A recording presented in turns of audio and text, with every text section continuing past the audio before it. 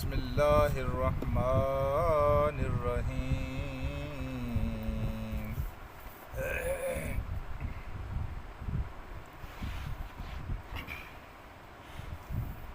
ان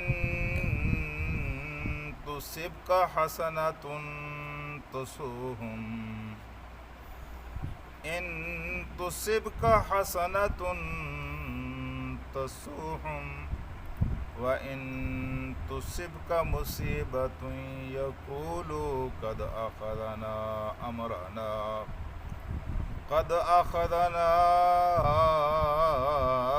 أَمْرَنَا مِنْ قَبْلُ وَيَتَوَلَّوْا وَهُمْ فَرِحُونَ۔ صدق اللہ العلی العظیم۔ قائے محترم، اللہ پاک نے اس کائنات کو اس مزاج پر پیدا کیا ہے کہ جہاں جس طرح رات ہے اور رات کے ساتھ دن ہے، جس طرح دھوپ ہے اور دھوپ کے ساتھ چھاؤں ہے، کبھی بھی ایسا نہیں ہوا کہ رات ہو اور دن نہ ہو اور دن ہو اور رات نہ ہو۔ یہ لازم و ملزوم ہے۔ اسی طرح میرے دوستو، اللہ تبارک و تعالی نے جس دن سے اس کائنات کو پیدا کیا ہے، اس میں حق بھی ہے اور اس میں باطل بھی ہے۔ یہ رات اور دن کی طرح لازم و ملزوم ہے۔ حق بھی یہاں موجود ہوتا ہے اور باطل بھی یہاں موجود ہوتا ہے۔ مومن کا کام صرف یہ نہیں ہے کہ آج سے 1400 سال پہلے کے حق کو پہچانے، اس کی تعریف کرے، اس کے قصیدے گائے، بلکہ مومن کا کام یہ ہے کہ وہ وقت کے حق کو پہچانے۔ مومن کا کام یہ نہیں ہے کہ 1400 سال پہلے والے حسین کو پہچانے، اس کی تعریف کرے اور اس کے قصیدے پڑھے، لیکن وقت کے حسین کو وہ تلاش نہ کرے اور وقت کے حسین کو وہ معلوم نہ کرے کہ وہ کہاں کھڑا ہوا۔ وہ وقت کے یزید کو تلاش نہ کرے اور معلوم نہ کرے کہ وہ کہاں کھڑا ہوا۔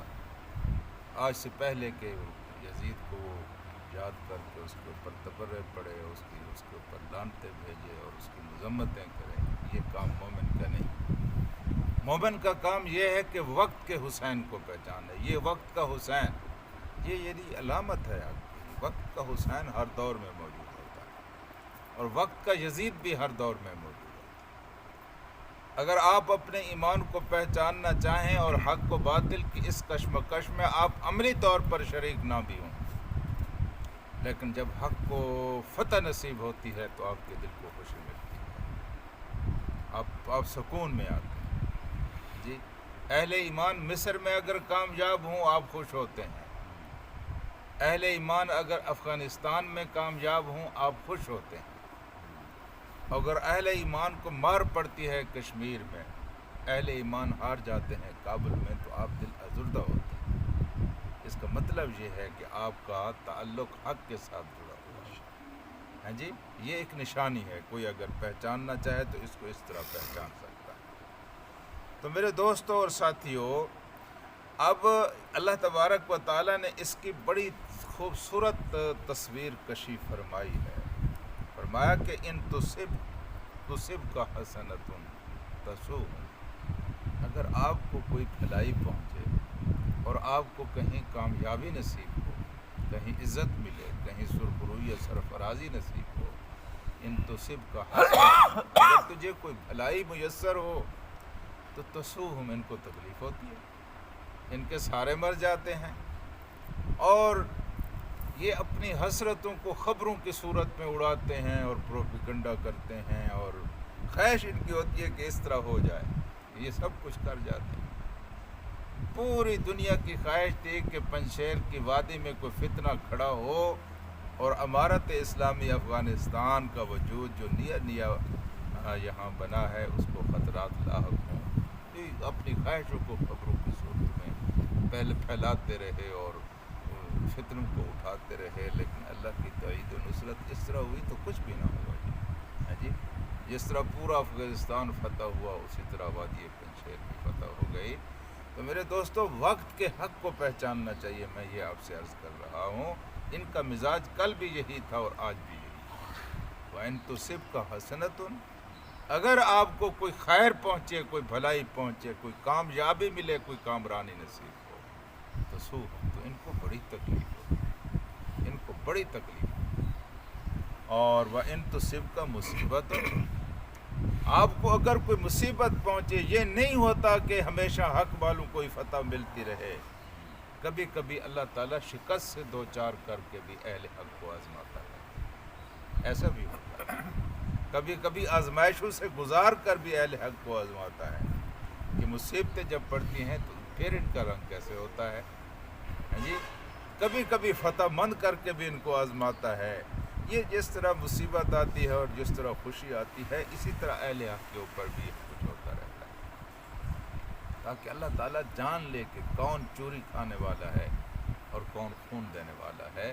اس لیے اللہ تعالیٰ دونوں صورتوں میں آزماتا رہتا ہے۔ تو فرمایا یہ ہے بھائی تصب کا مصیبت، اگر آپ کو پہنچے کوئی مصیبت، یقولو قد اخذنا امرنا من قبل، تو یہ کہتے ہیں دیکھیں ہم نے تو اپنا معاملہ اس سے پہلے سیدھا کر لیا تھا، ہم نے تم سے کہا تھا کہ یہ نہ کرو، یہ کرو گے تو اس طرح ہو جائے گا۔ یہ منافق کی نشانی جی، یہ کیا کہتے ہیں کہ ہم نے تو اپنا قد اخذنا امرنا من قبل، اس سے پہلے ہم نے اپنا معاملہ سیدھا کر لیا تھا، ہم نے اپنی لائن سیدھی کر لی تھی، اور ہم تو ان کو سمجھاتے رہے کہ اس طرح نہ کرو، اس طرح کرو گے تو اس طرح ہو جائے گا۔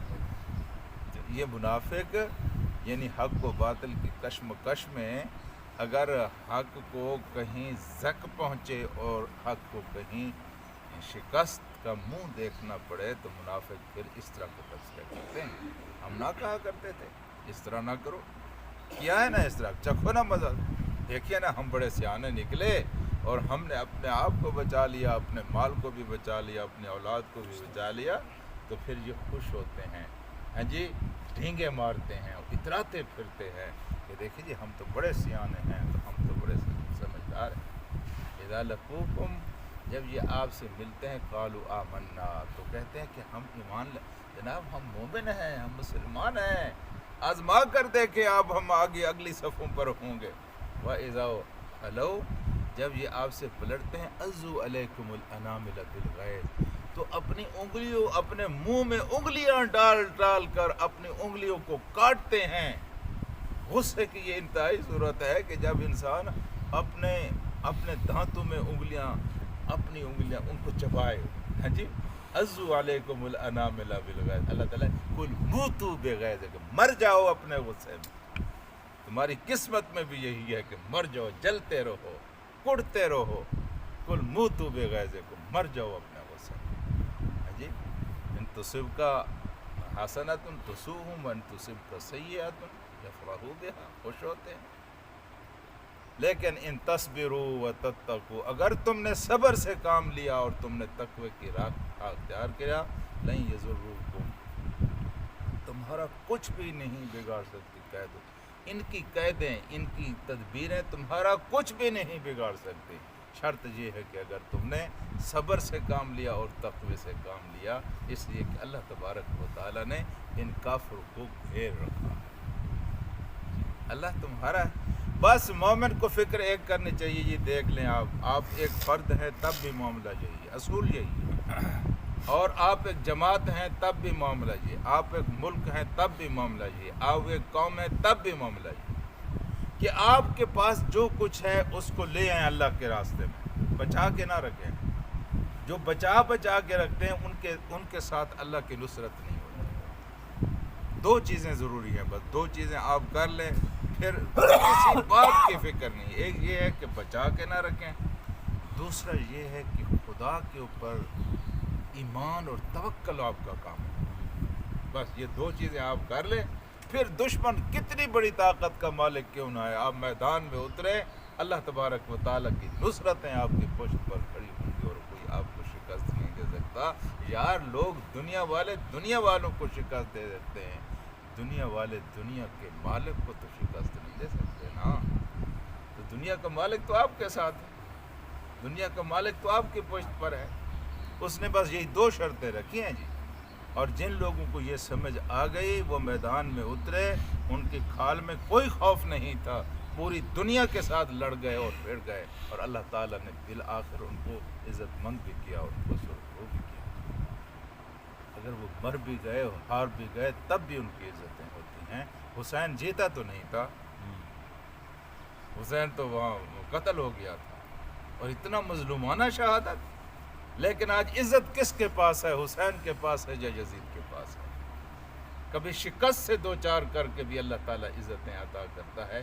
مومن کو بس دیکھنا یہ ہے کہ وہ اس راستے پر چل رہا ہے جو اللہ تبارک و تعالیٰ نے اس کے لیے متعین کیا ہے۔ ہاں جی، تو آپ دیکھیں قرآن کی وَإِن تُصِبْكُم مُّصِیبَةٌ، اور اگر آپ کو کوئی مصیبت پہنچے، یقولوا قد اخذنا امرنا من قبل ویتولوا وهم فرحون، منہ موڑتے ہیں فارحون، اور اتراتے پھرتے ہیں، خوش ہوتے ہیں، جی ہم نے تو اپنے آپ کو بچا لیا نا۔